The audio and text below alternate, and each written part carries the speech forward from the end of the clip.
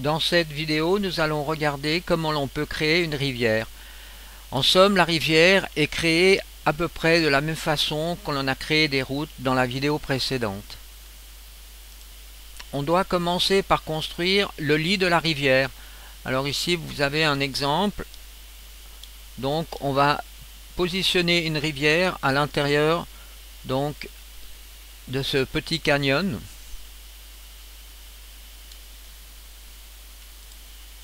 On trouve l'outil rivière au même endroit que l'outil route. Rivière. Ensuite, on sélectionne cette icône et on peut créer la rivière de la même façon que la route. Alors, plus vous mettez des points et on aura une plus grande précision pour la rivière. Double-clic pour finir.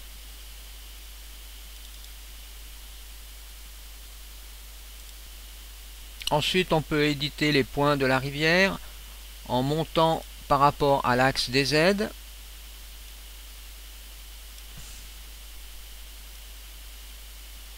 Voilà, nous allons revenir dessus un peu plus tard, une fois qu'on aura positionné une texture sur cette rivière.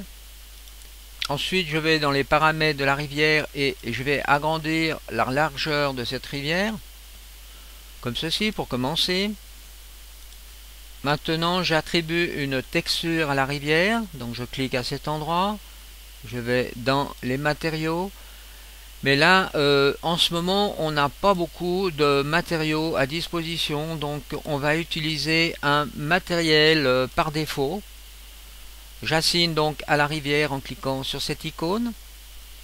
Et maintenant, je vais jouer sur les paramètres de cette matière ici, et indirectement plutôt sur les paramètres de la rivière, en agissant ici déjà sur la couleur du brouillard. Je vais un peu plus foncer la couleur du brouillard, comme ceci.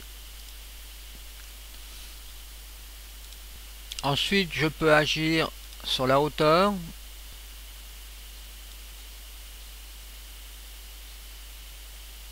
Comme ceci, par exemple. La propriété Step Size donc va nous donner la possibilité, vous voyez, d'avoir plus de précision. Si je diminue ici, vous voyez, le pas de la grille ici augmente, donc on aura plus de précision sur les bords de la rivière. Ici, on peut aussi agir sur la longueur des tiles. Alors, mettons 2. Bon, là, on voit pas grand chose parce que, en somme, la texture qui est dessus n'est pas assez détaillée pour qu'on voie l'influence de ce paramètre. Ici dans Edit, eh bien, on a donc une astuce supplémentaire que l'on n'a pas vu pour le mode route qui doit fonctionner aussi sur le même principe. Eh bien, si on veut rajouter des points de contrôle le long de cette courbe, il suffit de positionner donc le curseur à l'endroit où on veut rajouter un point et de faire CTRL-clic, vous voyez, pour rajouter un point, ce qui nous permettra de mieux modéliser la forme de notre rivière.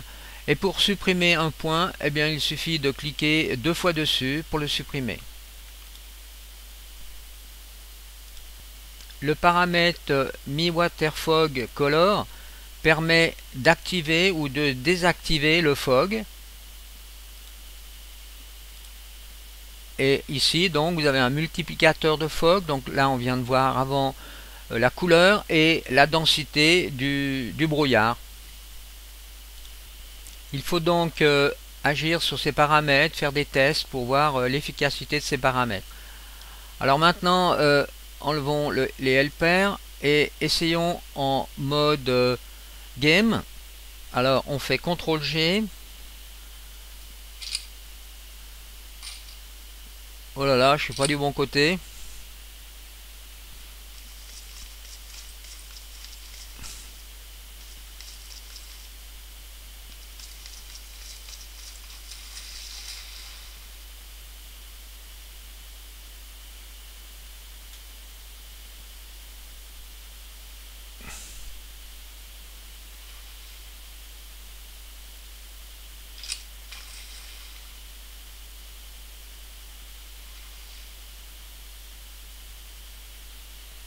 Il existe encore un paramètre qui est extrêmement intéressant, c'est la profondeur de la rivière. Alors ici, c'est sous depth qu'on définit la profondeur de la rivière.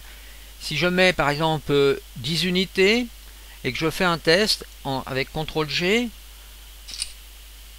là vous allez constater que je vais nager sous l'eau.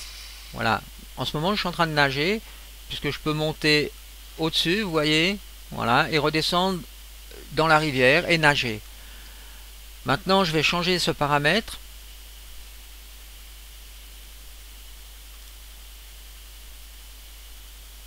Et je mets par exemple 1 mètre. CTRL-G. Et là, vous voyez, on marche dans l'eau.